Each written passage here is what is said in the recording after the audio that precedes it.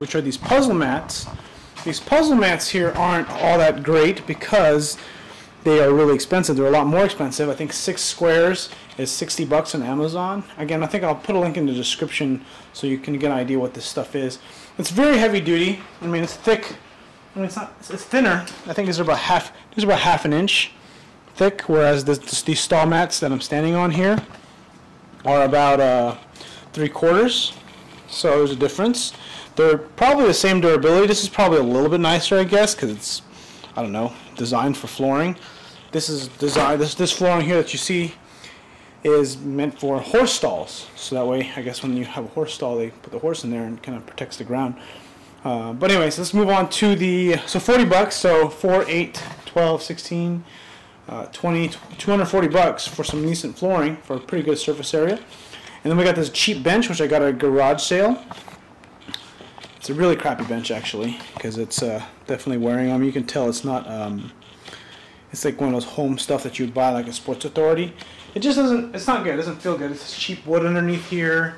The thing that's sort of annoying about these kind of benches, and maybe when you get more into benching, or maybe if you already know this already, like the benches at the gym typically don't have these fan out right here. They typically are bolted to the ground from here, and then this doesn't exist. And sometimes I want to put my feet here, I don't know, for whatever reason. Maybe sometimes for a box squat I'll use this for, or I used to. And then but my point is that this sometimes gets in the way and it's really annoying. So, I mean, that's the thing that sucks about this. I have another bench, which is a commercial bench, which is a Nautilus, or Norditrack actually. Commercial bench. And it's one of those ones that can adjust. It's commercial because it's heavy duty, it's pretty heavy. You can roll it around. And it's really nice. I like it, but my problem is this thing doesn't really adjust too well.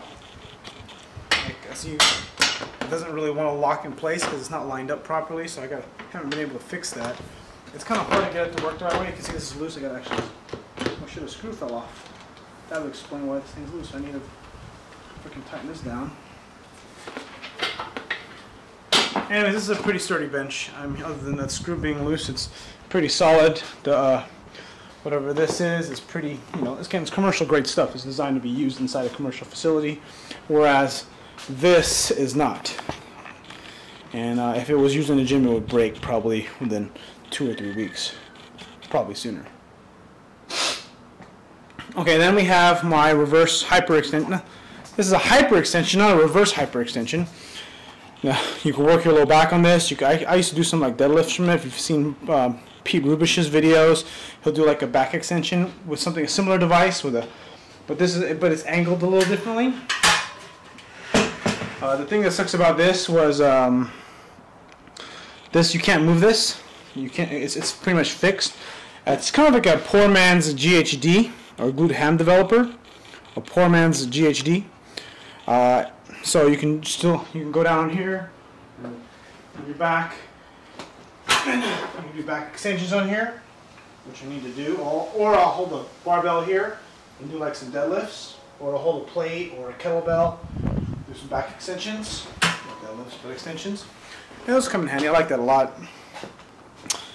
And then what else is there? Is there anything else I'm missing? Oh, gotta get a chalk bucket, Home Depot chalk bucket, $5. Fill it with chalk, and you're good to go. So there's some chalk in there, nothing exciting.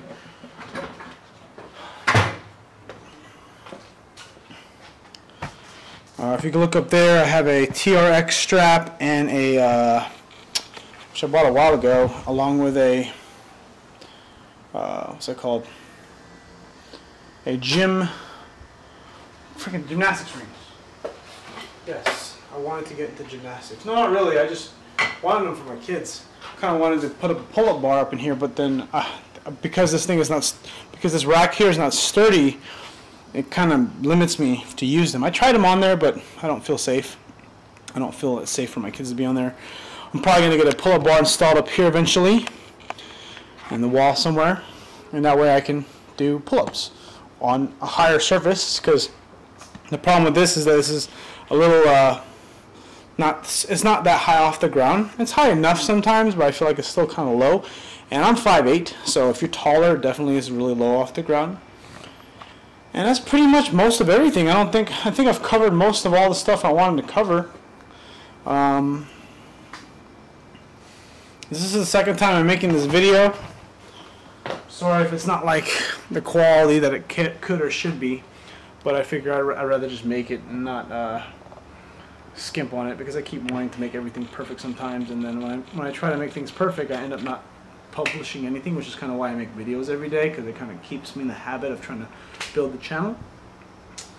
Oh yeah, tips. Let's talk about saving money.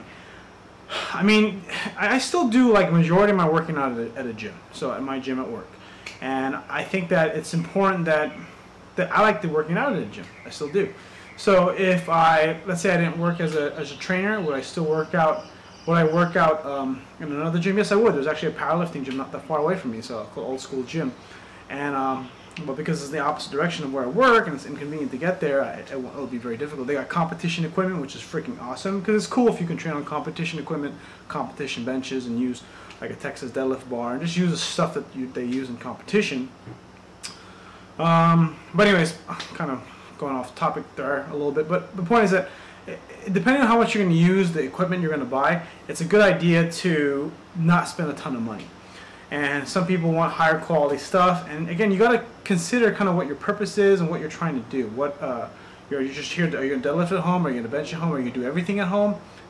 Take in consideration, think about what you're trying to do with your workout space, so that way you can spend accordingly. And you also have to consider space. So that's kind of why I kind of went cheap. I didn't want to, because I didn't know how much I was going to use this stuff. I bought a lot of exercise equipment that I just stopped using. It turns out that this is probably the most I've ever used exercise equipment, which is kind of cool. But what else was there? Rubber plates, bumper plates, in case you want to get into Olympic weightlifting, or you just want to use bumper plates because that's the only reason why you use bumper plates. It's for Olympic weightlifting, so you can drop the bar, drop the plates. It's probably better that you get the rubber plates in case you're budget conscious. I'm not going into Olympic weightlifting anytime soon. I'm just kind of throwing them into my workouts here and there. I'm still very much into powerlifting, but I do want to get into it and get more into it because I want to teach my kids it. I think it's a little bit more, it translates better into a lot of sports, I think, in my opinion. As far as, I mean, there's still squat, bench, and deadlift, but there's a certain point where squatting a ton, benching a ton, and deadlifting a ton just doesn't translate into sports that well. And I mean translates, meaning that you want to do various types of different movements. So I kind of want my kids to do all of them. So having the rubber plates for me to learn, along with maybe when they get older, they can use them too. And I just like cool shit. Who doesn't like nice stuff, right? I like this stuff. I like nice plates. I like nice barbells. I mean, if there's anything that I really have of anything that's really expensive and valuable as part of my workout stuff, it would be this barbell and these plates. These plates are pretty expensive. I mean, the green plates were 25 pounders are 100 and I think they're 155, and I got these yellow plates, 35 pounders, steel at $189, which are normally like $239, and that comes out to about $3 a pound, which is pretty expensive. I could get rubber plates for $1.90 a pound, maybe $2.15 a pound, I think. It just kind of depends. You look at MD USA. But just search on Craigslist, look for deals, because I mean, it's kind of weird because you try to piece things out, but depending on how soon you need your workout gear or how soon you need your workout equipment, you may just want to go ahead and just get it all in one place from someone who's moving, and you just hunt on Craigslist. I just think that's just my opinion. If you really want to save money, because then they'll have plates, they'll have bars, they'll have a rack, and then if you end up buying like a rack at one place and then buying a bench at one place and buying a bar at one place, you're basically going to almost end up spending the same amount of money that you would if you were to buy it new or close, except that you're just putting all this extra work to get stuff cheap when you're not really saving a lot of money. You're just wasting more time, and it ends up not being worth it. So it might actually be worth it to spend just to buy it new.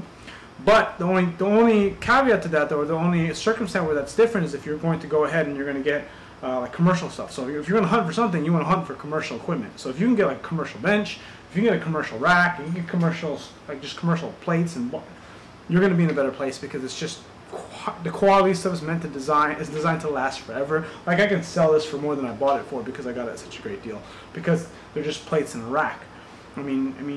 Standard barbell plates are going to be about 50 cents to $1 a pound typically, and you kind of want to, you know, again, save your money, invest your money in something that you really are going to use and that you can also resell later. Those are just some other things to consider. Dumbbells, you know, I don't use dumbbells a whole lot, but they do kind of come in handy when you're trying to, you know, do some rear delt work, or you're trying to, if you have any friends that come over to work out.